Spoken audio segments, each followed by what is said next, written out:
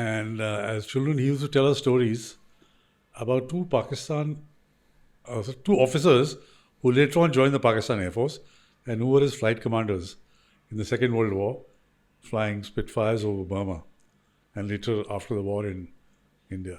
And he was based out of Chittagong. And he would then, go on sorties against the Japanese forces. Mm-hmm. So he told us stories about these two Pakistani Air Force officers, who by that time one had just finished his tenure as chief of the Pakistan Army, Pakistan Air Force. Wow. And the second one, Noor Khan, was the chief during the 65 war. So as children, naturally, you're interested in war stories and what your father had done. So my interest got kindled then. And then in the 65 war, the 71 war, heightened my interest. Mm-hmm.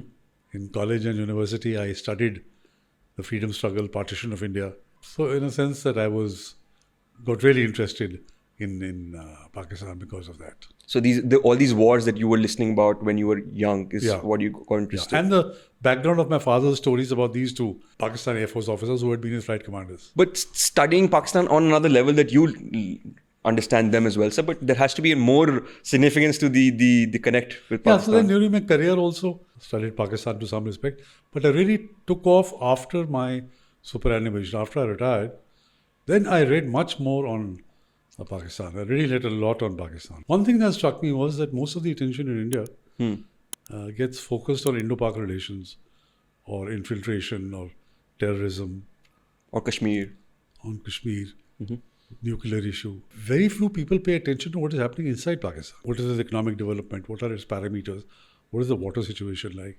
What are the internal political dynamics? So I decided to study Pakistan focused on the internal issues rather than from the Indo-Pak perspective.